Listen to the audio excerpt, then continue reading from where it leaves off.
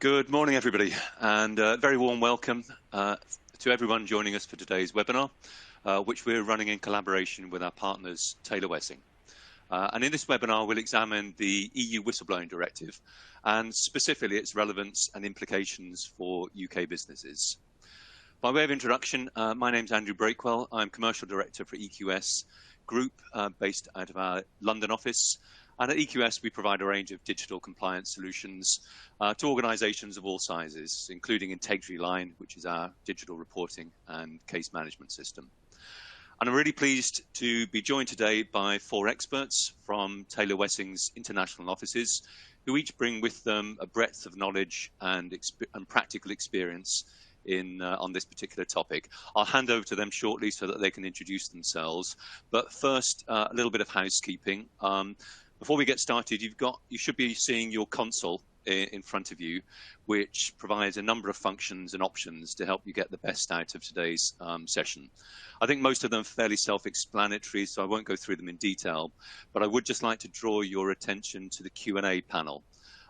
We'd love to hear your questions and opinions, which we've allowed time for later in this session. So during the course of the discussion, as any questions come to mind, please just enter them into the panel that you'll see in the window in your control panel, and we'll get to as many of them as possible after the main discussion. Just one caveat that our panel may not be able to respond to questions on very specific or specialist areas of the law, but there may be an opportunity to follow these up after the event. So without further ado, let me hand over to Helen Farr from Taylor Wessing, who will facilitate the discussion this morning. Good morning to you, Helen. Morning. Good morning, Andrew, and good morning to everyone who's listening. It's wonderful to be here, and it's great to be leading this webinar in conjunction with our partners at EQS. By way of introduction, I'm Helen Farr. I'm a partner specialising in employment law based in our London office, and I'm absolutely delighted to be joined by 3 partners from our international offices, all of whom have got particular experience and expertise in the application of the EU Whistleblowing Directive. And so in no particular order, I'm going to start by introducing Marie Michaud-Narod, who is a partner in our Belgium office, and then Wolfgang Kapek, who leads our employment team based in the CEE and is based in Vienna. And last but by no means least, Jan Patrick Vogel, who is our partner based in our German team. And between us, we've got a significant experience of working on the Whistleblowing Directive and its application to clients. So to move on to the next slide, what are we going to cover today?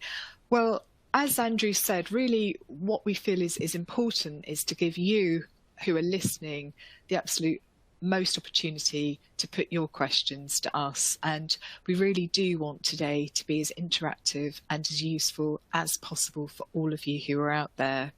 So I'm going to start by giving a very short overview of what's changing, just really by an introduction to the EU Whistleblowing Directive, and then we're going to, then we're going to move on to a panel discussion around questions that we're frequently seeing, and then move on to your questions as well. So, and I can already see that we've got 2 questions come through the chat box, so thank you very much for that, and please do keep them coming, and we'll do our best to either answer all of your questions during today's session, but if we don't have time or we don't have a chance to deal with them, we will obviously deal with them later by personal follow-up.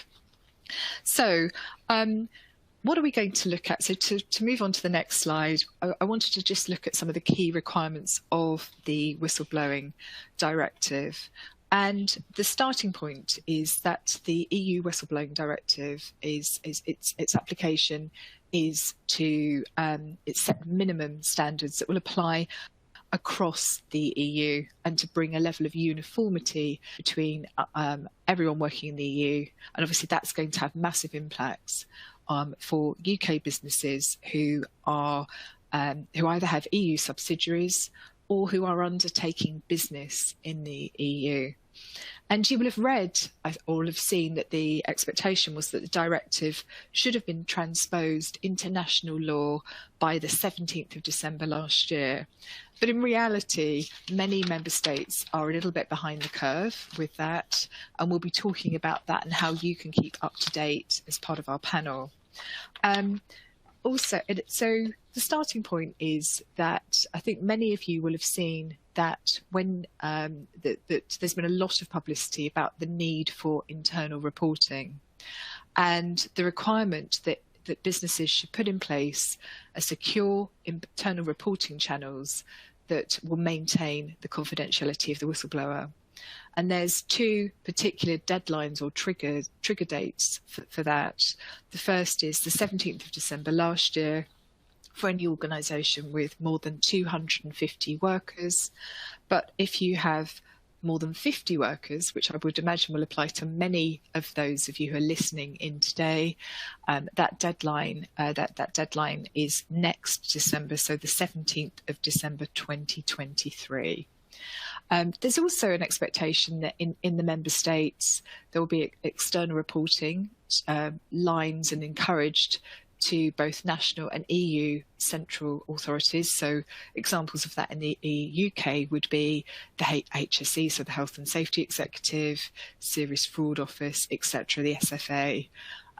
Public reporting is also to be encouraged and people cannot be penalised. And by that, what is meant if people go to the media or external sources to raise their concerns.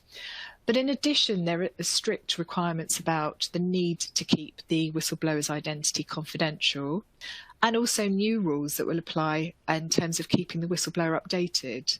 So an employer is expected to acknowledge receipt of a whistleblowing report within 7 days of making that report, and to report the outcome within 3 months of acknowledging receipt. The other underlying protections are that whistleblowers need to be protected from any detrimental treatment, so retaliatory action, and that would include steps like demoting someone, trying to dismiss them, and causing damage to their reputation. And last but by no means least, every member state will now be introducing a system whereby if a whistleblower has suffered detrimental treatment, he or she can claim a remedy from the appropriate local court or tribunal. And then just moving on to the next slide, which is looking at the kind of challenges for businesses. And I think the key challenge for businesses based in the UK, but that have EU operations, is to consider harmonising terms across your jurisdictions. Because as we're going to see, each member state is taking a divergent approach. And the question that we have in the UK is what approach do we take? Do we improve standards for everyone, or do we keep them to the absolute local minimum? How do you establish a reporting channel? And obviously EQS can help with that. How do you educate and train staff about these new requirements? And that can be two elements. The first is the need to educate staff that it's okay to make a whistleblowing complaint, but it's also important to train managers to make sure that they deal with complaints appropriately.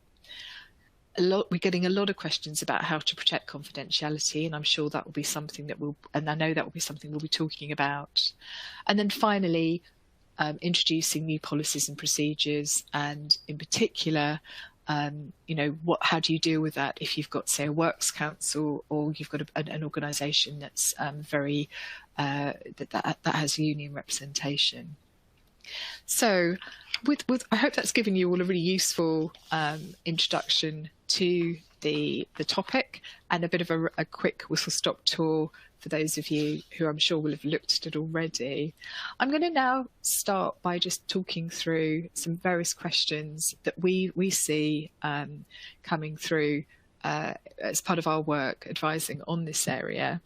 And one of the questions I wanted to start with, which we have we have frequently, and I'm going to address this one to Marie, is relating to the implementation of the directive. And what we've seen is that many of the member states have delayed the implementation. It should have been transposed, as I explained, last December, but they haven't done that yet. And many clients and organisations that we work with have been asking, how can we track the implementation status of the directive across member states so that when we're trying to respond and deal with employment issues appropriately, we're on top of that. So Marie, what would your advice be to people who are wanting to track the implementation status of the directive across member states? Thank you, Ellen. My first advice will be to have a look at the EU Whistleblowing Monitor. You have to know that there's a non-profit organization who is tracking the implementation of the directive across EU states.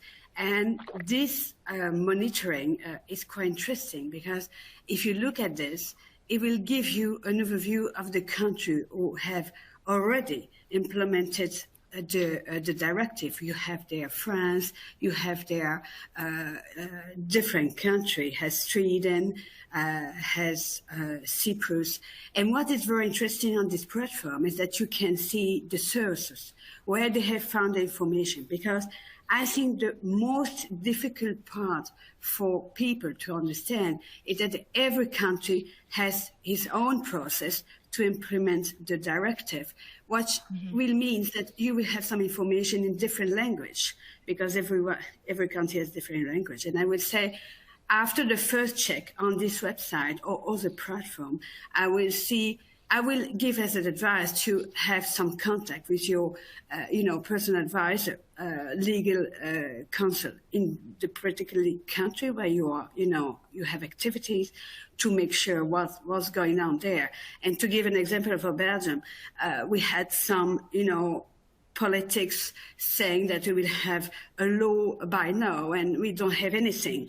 There's no text, being published today, and the Parliament has not yet received any documentation. Now, I think, the first thing will go to check on this platform, and afterwards to go to your legal counsel in the particular country.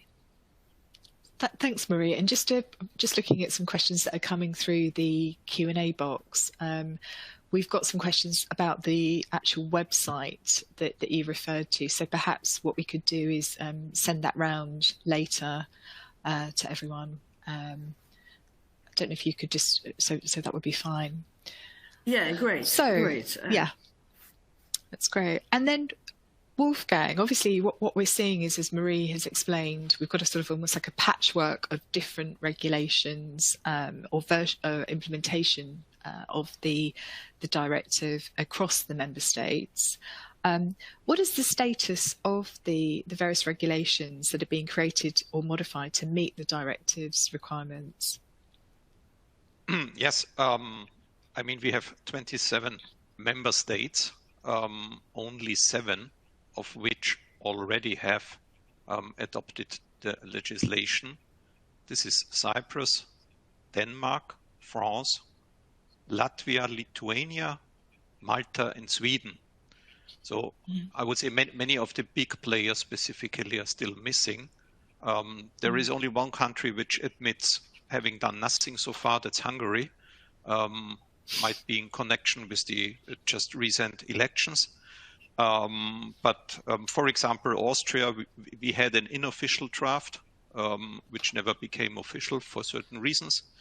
I know that Germany has a kind of official draft in the moment, but all 20 are late. That's a fact and how it is. And there are discussions, of course, ongoing between all those countries and also with the EU.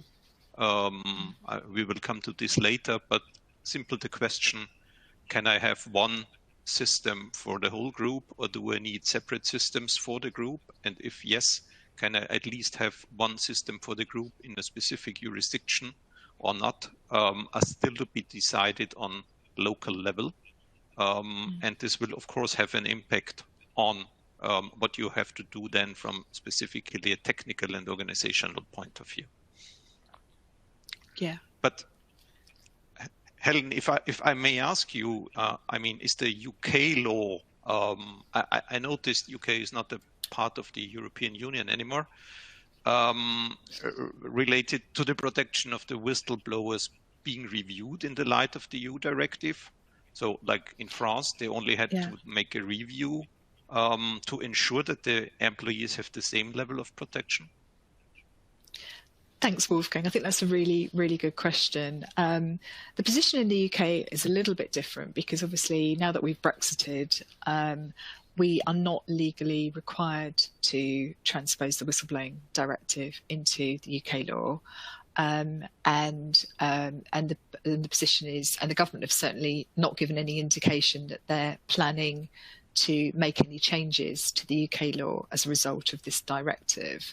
So for all of us looking at whistleblowing just with a pure UK lens, the law is unlikely to change because of the Whistleblowing Directive, but there are various campaign groups in the UK who are actually lobbying to make changes to whistleblowing law, because there's been lots of, although in lots of ways in the UK, we've actually had a very good statutory framework for a number of years now. Our legislation has been in place for 20 years. So much like France, even if we were in the EU still, which, I think the likelihood is we wouldn't probably need to make many changes to our legislation because of the EU Whistleblowing Directive anyway.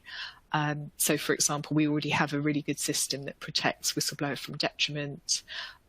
We have provision that allow whistleblowers to make protected disclosures. But what we don't have in the UK are some of the practical measures enshrined legally in most sectors, although in some there are regulatory requirements for that.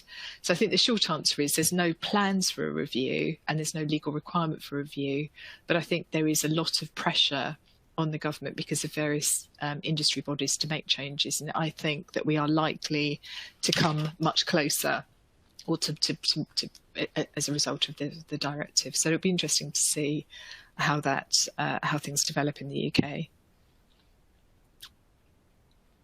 But so moving away from the implementation in terms of the strict legal framework, I've got a question for Jan, which is something that I think people are grappling with at the moment, which is that, because the directive is taking such a long time to be transposed, and as Wolfgang's explained, only 7 countries have actually implemented it properly in their legislation. If you're a UK business with a subsidiary in the EU and you receive a complaint before the directive comes into effect in that country, I mentioned that there's a 3-month time limit to respond to the complaint from the time it's received. Does that still apply to that to that business, or are they okay to ignore it? What's your thoughts on that one, Jan? Thank you very much, Helen. It's a very good Thanks. question, and a question I think a lot of companies also in Germany and other European countries are struggling with at the moment. How to deal with these intermediate situation right now. As Wolfgang correctly said, the most of the countries, the big countries in the EU, have not transposed the directive and are late for a long time. And the question they have right now, what are we doing with our whistleblowing system? Are we already adapting this, not knowing what the precise law would be on the later stage? Are we adapting this to the directive on the basis of the directive, which leaves many things open? The directive has many things which is open to the countries. So this is a big problem for many countries. And there is in the law of the European Union, it is when you are late with transposing directives into your national law, then it can happen, and especially in Germany, that the courts will already interpret the law on the basis of that directive. In Germany, it might be many often labor courts, and I would guess, we haven't seen that many cases so far, but I'm sure they're coming, and they will they will already interpret the system of the companies mirror to the EU directive. So I would say, from my feeling, yes, the 3 months notice period for the whistleblower to give him feedback will already apply and will be treated as such by the courts. Brilliant. Okay, so the strong advice is, just because the regulations haven't been transposed in your country, the best advice would be to still work on the basis that they have been, given the 17th of December date. Yeah. Exactly. Really so the helpful. advice would be just look at the directive, do a basic implementation, or do a gap analysis to your already established whistleblowing system, mirror to the EU directive, but leave room on a later stage that you can adapt it once the national law comes into place, that you only have to make minor adaptations. That would be my advice. Brilliant. Thank you. Thank you. That's really helpful.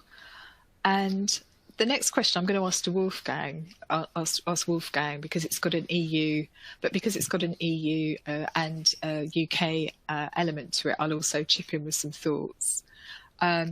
So that question is, can the EU-based head office deal with reports from a UK subsidiary, or like the rest of the EU, does it have to be someone in the local company who receives and deals with any report? That's a very good question, Helen. I mean, in principle, I would say the EU directive applies, which is no surprise, to the European Union. And so any restrictions within will also apply to dealing with complaints out of the European Union. So the question whether or not the European headquarter can also deal with reports from a UK subsidiary will, to my understanding, mostly depend on UK law, and the question whether or not UK law allows another group company to deal with this, specifically a headquarter, and specifically a headquarter which is not established in the UK. And I mean, of course, data protection and all these things will have to be taken care of. But in principle, from the perspective of the EU directive, I would say that it should be possible this way. Maybe not the other way, so that the EU headquarter can deal with, that the UK headquarter can deal with complaints outside of the EU. This might still depend on the respective local laws, but I would not expect this to be possible. But the other way around, from the UK to the EU, I would say from our perspective should be possible. But what would be your sides to UK law, if I may ask? Yeah, thanks, Wolfgang. And I think that's where this whole issue becomes quite tricky for businesses to manage, because they have to think about the law of the country in the state that's dealing with the issue, and potentially the parent or the main group of the group. And in the UK, I think it's absolutely right to say that there is no legal requirement. There's nothing set out in UK law about how investigations should be managed and dealt with by UK businesses. The caveat to that advice is that there are, in certain sectors like health, regulated financial services, there are particular requirements that the local regulators have set down in terms of how whistleblowing complaints should be investigated and managed. So businesses need to have that in mind. But if you're not in one of those regulated sectors, it's completely down to the UK business in terms of how it manages the investigation.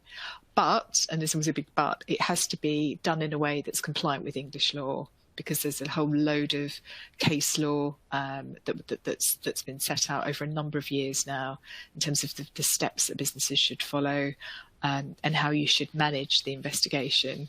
So although there's no sort of mandatory legal framework in the UK at the moment, it may come. There may be changes, but at the moment that's not the case. In theory, you could investigate and you could use your EU parent to deal with a whistleblowing complaint that originates in the UK. But I do think whoever's dealing with it needs to take UK advice and needs to be really familiar with the legal framework in the UK, because obviously the whistleblower could bring a claim in the UK if it's not dealt with appropriately, and there could be liabilities for the UK business. So I'm going to move on to some questions that are really looking about how businesses should apply the directive that we're seeing quite a lot, and the first question is around if you are a UK business with a subsidiary in the EU with less than 50 employees in that location, would you still be impacted by the EU directive? And I'm going to ask that to Jan. Yeah, thanks, Helen.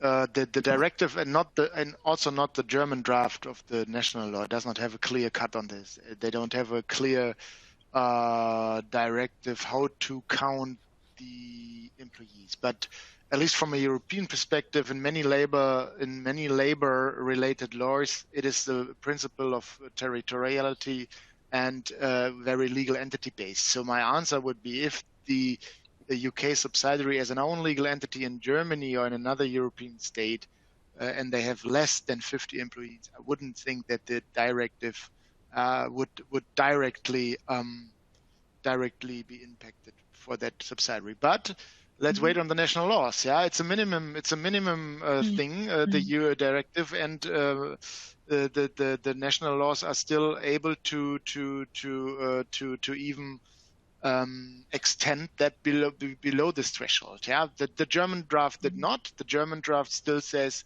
the 50 employees threshold is decisive. However, if you do have a relevant subsidiary in a EU law, I wouldn't. As a company, I would ask myself, do I really want to rely on that threshold? Because there are also a motivation to have a subsidiary in European countries be at least linked to the UK whistleblowing system, if that is by law possible, because you do have within the EU a possibility to report externally. Yeah, this is very important. The directive has 3 ways to report. There's an internal report, there's an external report. And if you look into the drafts, the external report always goes directly to regulatory bodies, be it the public prosecutor or data protection officer or whatever.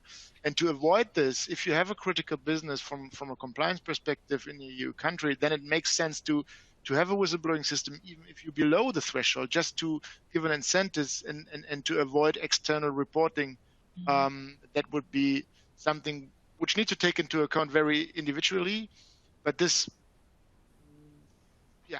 is my point to that. Even if you're under the threshold of 50, it is also a useful compliance to have a source of information for the company.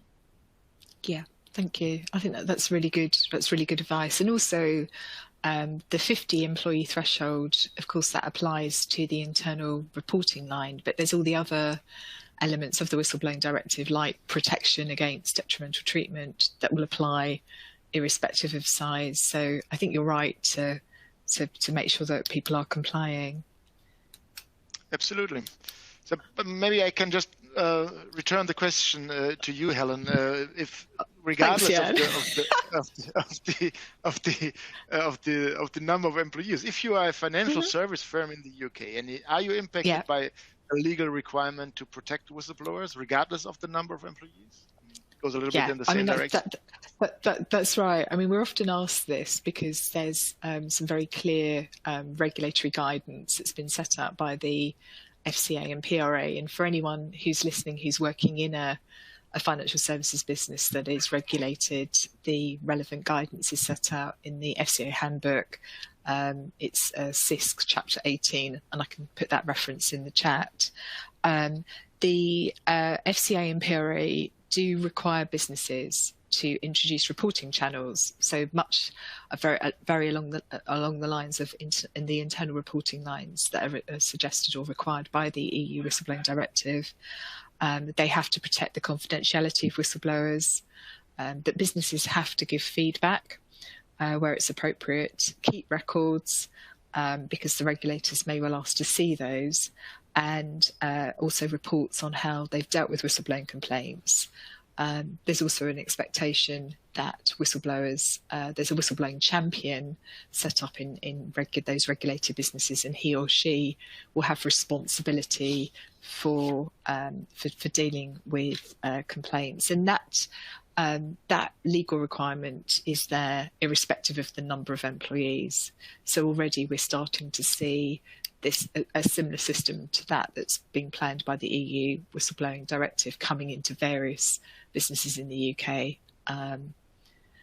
And I know that this is a question that we're asked so often, Wolfgang, about the number of the threshold, this 50 employee threshold. And I'm going to ask this to Wolfgang because I know you've dealt with this a lot. Are the employee threshold, so that 50 or 250, is it based on the number of workers in each individual company within a group, or should you take a really prudent approach and assess that number at a group level? What's your thinking on that, Wolfgang? Yes, thank you, Helen. I mean, to me and I would say to many others, the EU directive is quite clear in saying it's the company defined as the legal entity who is the employer. I would say, however, I absolutely concur with Jan saying that specifically groups who have, let's say, a smaller subsidiary have to take this into consideration, because what people sometimes forget is that these thresholds do not concern the whole directive. So the whole protection of employees and of whistleblowers also applies to smaller companies. These thresholds, which are so famous, the 50 and 250 employees, only refers to the question whether or not you have to set up an own internal system for making complaints. So, as Jan already said, everyone has the possibility to complain externally to authorities. And even if you're a smaller company and someone files such a complaint with the authority, you are still obliged to give the respective protection under the directive and under the to come local laws. What still will be a good question for me with regard to these thresholds is what about employers, legal entities who have their employees in more than one country? Because in most of the EU countries, even an entity domiciled somewhere in the EU or somewhere else can have employees here. Would they count in their home country, or would they count maybe where they work, and which then local law will apply? I mean, I could now say let's see what the local law will say on this. However, I'm absolutely convinced that it will say nothing with this regard. And so I would say, of course, you have to count all your employees and then take a look on specific requirements you might have also in the other country where they actually are working.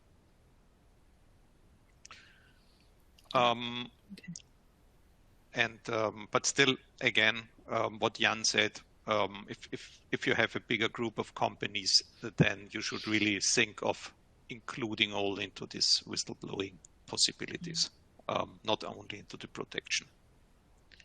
Yeah. But I mean, now having these questions, Helen, and knowing so that it might be possible that you need protection and also internal systems in a variety of countries.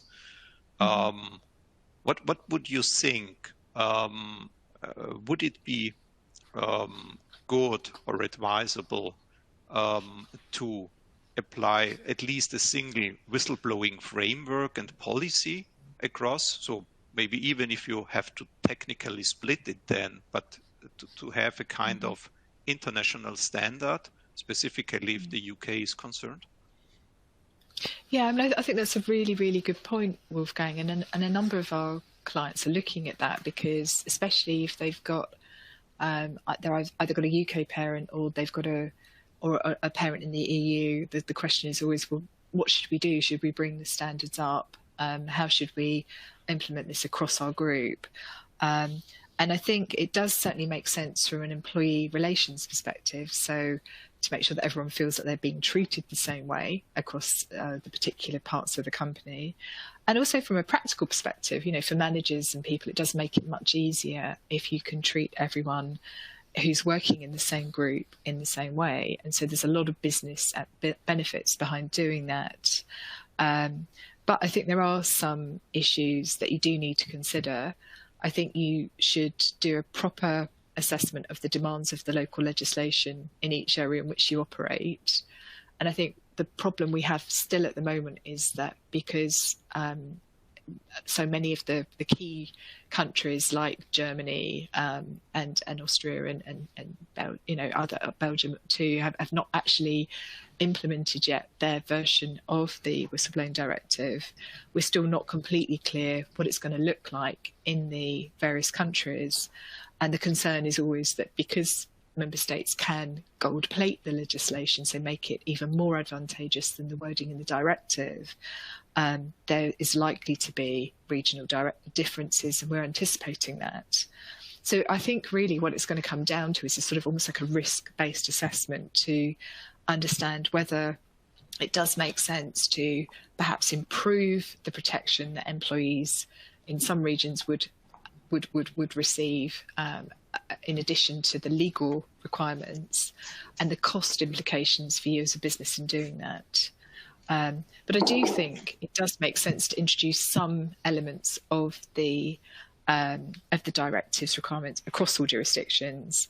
So, for example, if you're a UK business not working in a regulated sector, I really do think it would be a good idea to introduce an internal reporting channel in the UK to ensure that your employees in the UK have that option, just as you know, in the same way as someone working in Austria, because it does seem odd not to do that. But I've got another question, Wolfgang, which is around whistleblowing hotlines and the reporting channels. And if you've got one set up with an external provider, you know, how easy is it to ensure that it's to properly investigate using sort of a helpline that's been set up by an external provider, because the directive says that the whistleblowing reports needs to be investigated and received internally and not externally. So is it a problem if your internal reporting channel is actually using an external panel? Yes, thanks, Helen. A very good question indeed. I mean, I think the first thing we have to maybe go back also to your introduction is to say the terms internally and externally, which in German is the same, intern and extern, how we use them, because I mean the external reporting regularly or defined by the directive is going to the authority. So let's say that's none of the company's business, other than they have to inform the employees about this possibility. And then we have the possibility to install hotlines or the like, even with the help of third-party providers. Take EQS as an example, or someone like this. And you are allowed, to the understanding of the EU directive, to use such an external provider for managing the complaints, for getting the complaints. The question is, who is the recipient of the complaints and who deals with them, who is doing the investigations and so on. To my understanding, and what we discuss with clients here, is that you can set up such an specifically web-based system. And even if we then would end up in local laws ordering that the respective company in the jurisdiction has to deal with it, you regularly can just adopt then saying that if an employee from Austria files a complaint with the system, then its recipient is the Austrian compliance officer. If it's a German one, then it's the German one. But it's not prohibited to use such external systems. Yeah. What would be more problematic is if you outsource it totally and have someone who then deals with the complaints, takes them in, and maybe prepares also the reactions. This is to be looked at if someone wants to do this, then on a local by local basis. But having such a technical system, I don't see a problem in it. Okay, thank you. And I'm just conscious of time, so I'm just going to ask a couple more questions. And the first one is around, would it be allowed for, and this is one for Marie, and then, because there's a UK element, I'll finish off. Would it be allowed for a UK company to share a whistleblowing online reporting platform with other affiliates in the EU UK rather than setting up its own separate platform? And Thank you, Ellen. You have to know that the directive allows us to share resources in specifically a situation. And for to be more precise, you have to know that for legal entities between 50 people and up to 259 employees, the directive gives the possibility to share resources and to manage the investigation and to receive the report by, the same team. But what is very important to keep in mind is that each legal entity remains responsible for the confidentiality, for the handling of the report and to give the feedback. And it's quite a tricky question, because if you have a global team within these legal entities to manage this, you need to make sure that you will fulfill your obligation as a legal entity at the end. And on your side, Ellen? Yeah, I think the position in the UK is that absolutely you could share a platform, but you would need to make sure that the person who deals with the complaint is familiar with the UK legal framework and can deal with it appropriately.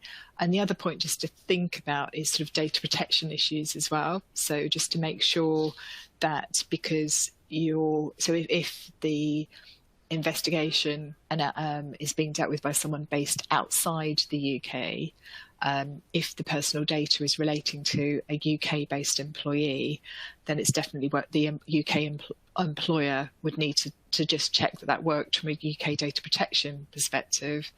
And our strong advice is always to do what's called a data protection impact assessment, especially if you're operating some sort of a global pan-European whistleblowing program, to make sure that it does comply with the GDPR, which fortunately we do have the same framework in the UK as in the EU, so at least that's easier to grapple with. And then just one final question, which I'm going to ask Jan, which is about protecting the anonymity of the whistleblower. And I know that that's something that we're often asked about, which is, can you just very quickly give us some tips on what steps we should take to protect the anonymity of the whistleblower, Jan? Yeah, thank you very much, Aaron. This is the main point, of the legislation. The main point is to protect not the anonymity, but the confidentiality of the whistleblower. You can, the national law can still say we don't accept anonymous reports, but the one who is designated to investigate these kind of whistleblowing reports definitely needs to keep confidential the identity of the whistleblower, also within the company, and the group and whatever. And if he does not comply with this, at least after we have seen the German draft, there's a fine. Yeah, so the one who's breaking this rule and who is designated to receive these reports can be imposed by a fine of 20,000 euros. Yeah, it's not fun for those poor guy in the company who's responsible for receiving the whistleblower. Yeah, it's an absolutely strict need to know principle. Yeah, and this is not easy, because on the one side, this very guy is obligated to further investigate these kind of report if there is a legal finding within the company, and on the other hand, he or she is still obligated to keep the whistleblower confidential, and that is tricky in internal investigations, because you need to confront other people with a story, and sometimes even if you don't say the name of the whistleblower directly, if you have to confront with a precise fact, and you have to do compliance interviews and stuff like that, somebody can tell or can guess the identity of the whistleblower, and that is very, very difficult and challenging for the person. So best practice is, of course, to have clear guidance on that. Yeah, you need some kind of whistleblowing policy, and also maybe an investigation policy, giving guidance for the whistleblowing team, internal whistleblowing team, what they have to do and what they are not allowed to do. Also, including some data protection issues. Yeah, I mean, the one thing is receiving the report, the other thing is the investigating. And investigations in Europe works much differently than the UK and in the US. For example, email searches. It's much more complicated in UA-based companies. What role plays a works council? We don't have any legal privilege in internal investigation, even though conducted by a lawyer. So this is something I would give as best practice, to have a set of rules, a policy guidance for the whistleblowing team, to give clear guidance what they have to do in cases of legal findings and whistleblowing reports. Thanks, Jan. I think I'm conscious of time, and we've got loads of questions coming through the chat box. So I'm going to hand back to Andrew to facilitate the final part of this webinar. Thanks, Helen. Really interesting discussion so far. I've been enjoying listening to it. We've had a lot of questions that have been coming in, so I'd like to come on to these now, and we'll deal with them as many of them as we can. So if I could ask you to keep your responses relatively brief, that will allow us to get through a number of questions. We've also had a few requests for the link to the website where you can see the status of the transposition of the directive into local laws, and that's been posted into the chat, so everybody should be able to see that now. So if we deal with the first question, this follows on, I think, what you and Marie were talking about. Can staff based in a UK or US HQ receive and investigate reports received by staff in their EU subsidiaries? I mean, I think the position there is that you would. I think the short answer to that is probably not, because you would want to take local advice in terms of the various requirements, and also it sort of cuts across this requirement that we've been talking about, that the investigation should be dealt with sort of internally by that particular company. And I know, as in the employer of the whistleblower, and this seems to be a sort of a fundamental requirement of the directive. But I don't know whether, Wolfgang, you might have some additional thoughts on that question from an EU perspective. No. I mean, of course, it's all subject to the laws. Local law, yeah. But in principle, it needs to be the employer, yeah. Yeah, exactly. Thank you. Second question, again, is about the application of the rules. Which whistleblowing rules apply to employees employed by a UK entity, but who are based in the EU? I think if they're I think this is where it gets complicated, because if you're the directive talks about if you're a business that's operating in an EU member state, that the rules of that member state will apply to you.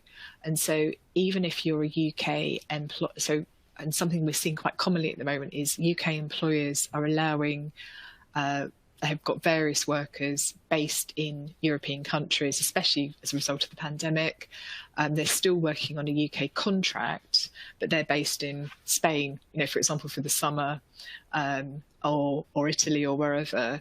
I think a big issue that we're going to see is that potentially those employees, even though they're English employees with an English employment contract, could argue that actually the EU Whistleblowing Directive and the requirement to deal with their whistleblowing complaint in line with the local laws of the country in which they're sort of temporarily based, if you like, will apply to them.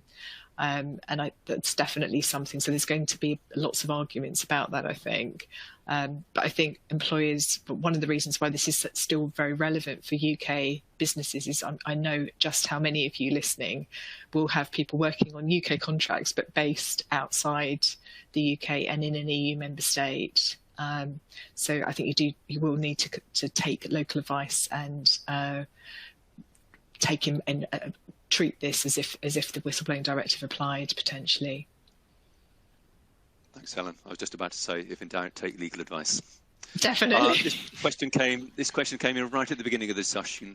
Does our whistleblowing policy have to refer to a third party outside of our organisation?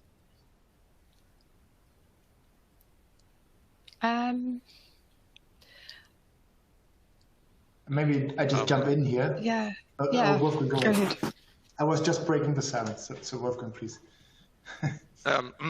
No, I mean, what comes to my mind is that you have to inform the employees about the potential possibility to make an external complaint. This will need to form part of your policy and your information to your employees when establishing an internal system. Other than that, you do not even need a third party outside. I mean, the principle would be that this is all handled inside by the company itself. But again, you need to make them aware of the possibilities to file a complaint with authorities. Yeah, and that's certainly the case in the UK as well. There's even no, There's a question now, so I'm going to keep going, get through as many of these as we can in the time remaining to us.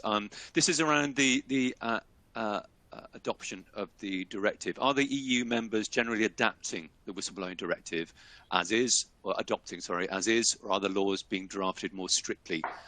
This particular participant is in Germany and Italy. They're a hotel based across 12 EU jurisdictions. So the question is, which law should we follow? Or do we have to follow each of the laws in each of the countries in which we're based? If I can jump on this question, I must say that what is very important is to be aligned with the national law. And to give an example, Luxembourg is already, taking a draft of law, which at the end replicates the directive without any other details. So I think we will see from time to time. For example, for Belgium, we don't have any legislation on whistleblowing from the past. I, suspect that we will have a copy-paste of the directive for Belgium. But in France, because they adapted their original, legislation, there's something strongly different. And I think will be more effective. I think my feeling is that for country without any legislation, we will have more, maybe a copy-paste than country who has already a strong history with whistleblowing protection and channels. Yeah, and maybe I can just add, I mean, it is, especially when it comes to companies or group of companies with a lot of representation in your countries, you need of course a pragmatic approach. So I wouldn't look what is the strictest law. I would do some kind of gap-based process or rollout process, and would start from from a headquarter policy or basically regulation, and would then do a rollout into the European countries. And I would base that on the EU directive itself.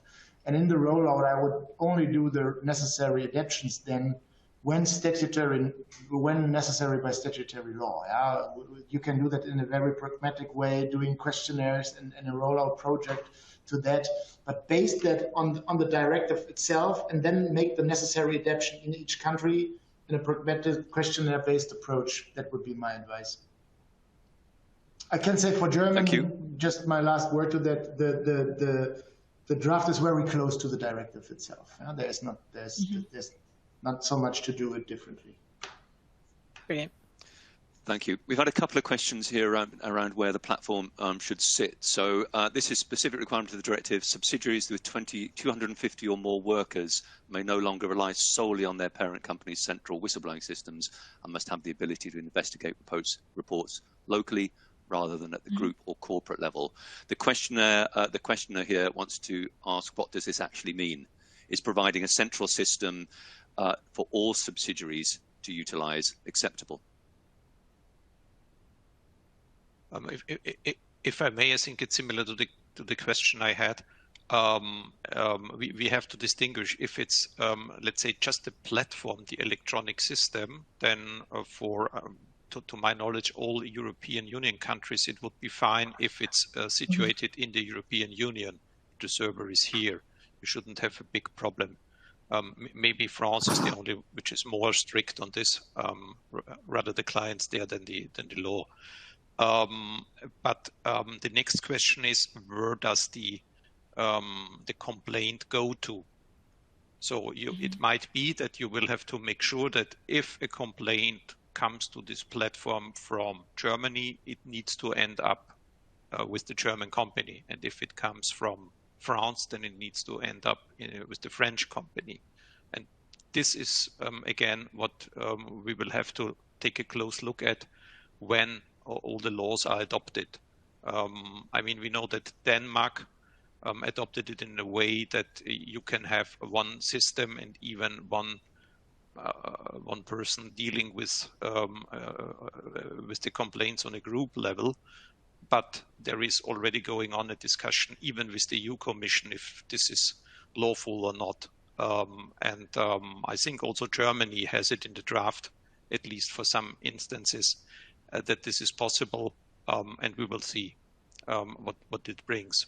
But having the technical system, only one in the EU for all the countries, I would see no obstacle in it. Mm-hmm. Thank you. There's a slightly different question now in terms of whistleblowing feedback to a whistleblower. What level of detail must this feedback be? Are there any specific requirements in the directive in this regard?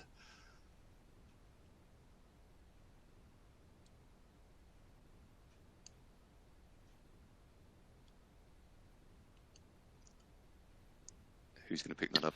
I mean, I think the position is that there isn't any. There's no specific. The directive sets out requirements in terms of you have to go back within 3 months, but it doesn't actually. It doesn't actually sort of specify that the actual format of the feedback is down to the individual corporate.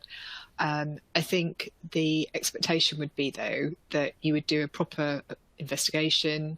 And obviously, the reality is that if you don't give proper feedback or you don't deal with it appropriately, because of this new requirement in all the member states now that if the whistleblower feels that they've been subject to detrimental treatment, they can bring a complaint. The reality is if you don't do a good enough or a thorough job, you're going to end up with a complaint from the whistleblower because they're going to argue detrimental treatment and go to the local tribunal accordingly. So it's absolutely going to be the case that I think all businesses will be taking it appropriately, but there's nothing specific in the directive other than the timing. Thanks, Helen. I would say you will have to. Sorry, go ahead. Just want to say you will have to tell the whistleblower if you did an investigation or not, and if it's still ongoing or if it's over and closed. But you do not, of course, you must not let him know in some cases who it was and what the details were. This might even be problematic, and if you took any measures. But to say we did it, we investigated it, and we have now closed the file, or we are still on it, I think this is what a kind of common understanding would be. You need to give on information.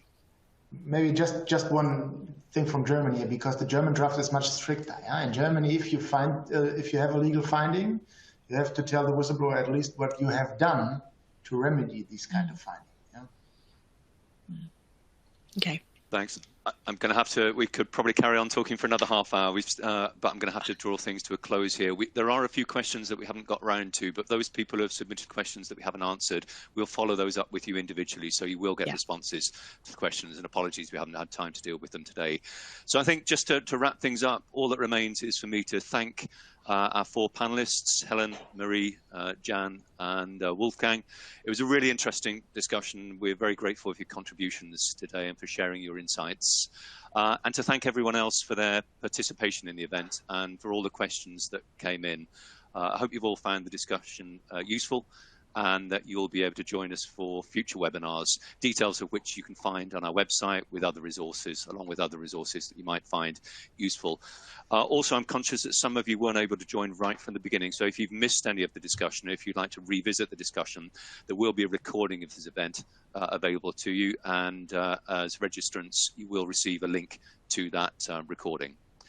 And then finally, just one last thing, before we finish, there's a survey available, which we'd be really grateful if you could take 30 seconds to complete at the end of this webinar. It's very short and your feedback's really helpful to us in not only getting feedback on this event, but helping to formulate future events. So if you've got a little bit of time to do that, that'd be much appreciated. So that's all from us. Thank you all once again, panelists and participants. Have a good day, and hopefully we'll speak to you again in a future event. Thanks a lot, everybody. Thanks very much. Thanks, everyone. Thank you. Thank you. Bye. Bye. Bye.